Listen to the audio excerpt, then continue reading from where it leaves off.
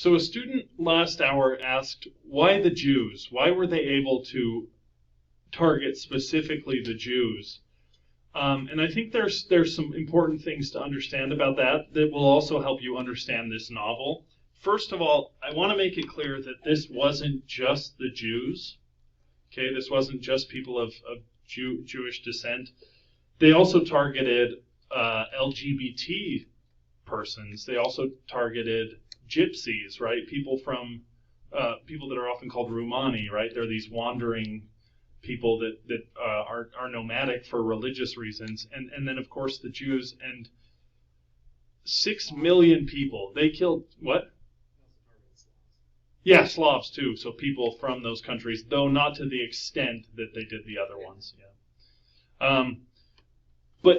But to answer the question, how were they able to do this? It's kind of interesting, and it takes some analysis, and that's where Knight comes into play, because they did this by degrees. Okay, I want you to look at this this timeline here. Elie Wiesel is born in 1928. Okay, Germany at that time, even though his story takes place in Romania, Germany at that time was in the middle of a huge economic depression. I mean, the depression was so bad and their money was so worthless that people were using it to wallpaper their houses. They would take, there's pictures from then of people taking an entire barrel full of bills, money, paper money, to go buy a loaf of bread. So you can imagine if that happened now, and everything that you have worked for is kind of useless, that you would be looking for radical change and someone who had the answers. And unfortunately for the world, the person who claimed to have the answers, and the loudest person at that time, was Adolf Hitler and the Nazi Party. And their claim, their idea behind their politics was, what we need to do is make Germany German, right? We need to get out these other people who are a strain on our economy, who are rich and selfish, and we need to kick them out of our country, and they weren't speaking like this at the time, but what they would do eventually is kill them.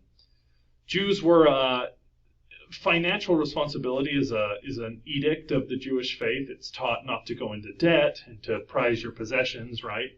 And because of that, a lot of Jewish people weren't affected by the Depression in the same way that German people were. So they were a natural scapegoat for this. Well, anyway, the Nazis come to power in 1930. By 1935, they're stripping the Jews of their rights. Jews can't own property. They have a curfew, things like that. Okay? You have to understand about this that all of this was gradual. It didn't happen all at once. Okay? So they start stripping the Jews of their rights. 3 years later, after a lot of protesting by the Jewish community, and as the Nazis gained more power, right? There was this thing right here, November 9th, 1938, known as Kristallnacht, okay, the night of broken glass. What happened was there was this Nazi leader in a community, and he was assassinated. And he was one of those people that very adamantly blamed the Jews for his problems. So because Hitler was chancellor at the time, and because the Nazis were in power, in retaliation for his assassination, they basically said it was open season on Jewish people.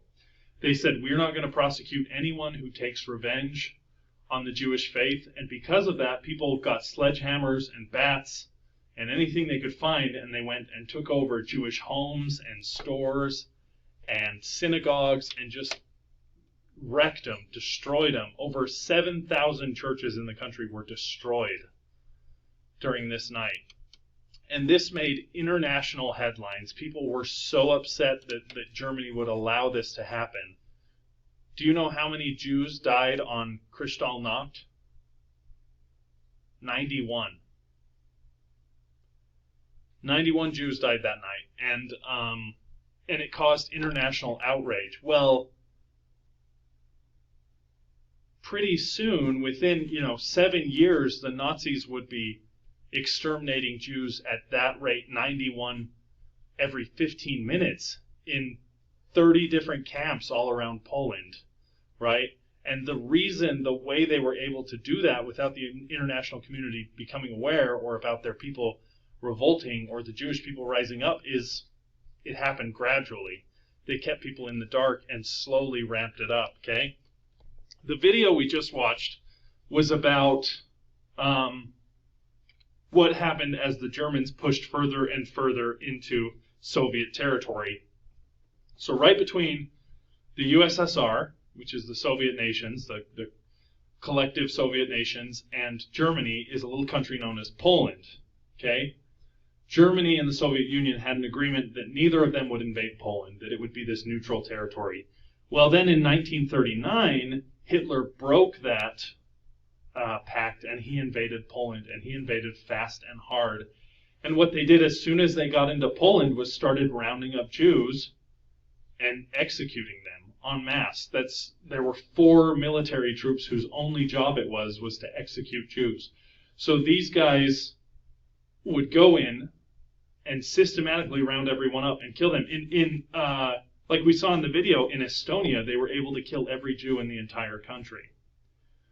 But there were bigger things that people cared about: the invasion, the incoming war, and they were able to do that, kind of claiming these guys were casualties of war, right? It's not until like 1942 that German high command meets and they decide to start killing Jews as quickly and efficiently as they can. And that's why they set up places like Auschwitz and Birkenau and things like that. What you guys might not realize about this book is that Auschwitz and Birkenau, they weren't factories. They weren't like places where Nazis were making products to ship to their armies or anything. They were death camps. The only product that came out of those places was bodies, right?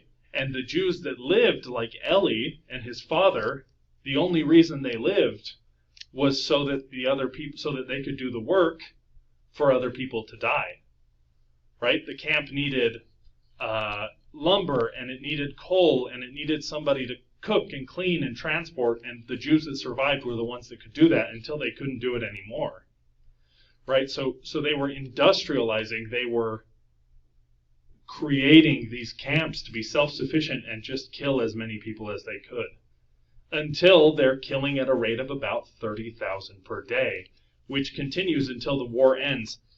Eli goes to the camp in 1944. Okay, it's April 30th, 1945, that Hitler commits suicide, right? He commits suicide because the Russians have invaded Berlin, right? They've made it there and the war is over. But it had been headed that way for almost a year, right? By the time Eli goes to camp, the war is winding down. Okay? So Hitler, rather than saying, let's consolidate power in the center, he ramps up his things. He assigns soldiers, rather than defending his city, to continue killing Jews. And that's kind of part of the tragedy of Eli's story, is that the war was almost over, right? And I think that's how he was able to survive. Eli is liberated in April 5th of 1945. He ends up spending about just over a year in the camp, I think, when it comes down to it. Okay, but he's one of those lucky enough to survive. Many weren't. Okay, knowing the timeline, do you have any questions that need to be answered, or really about anything like this? I am not an expert like your history teachers would be. I did take a course in college on World War II history, and I do have my my minor in history teaching. But yeah, Chandler. The first thing, it wasn't Germany didn't just break to attack with Russia. Russia and Germany,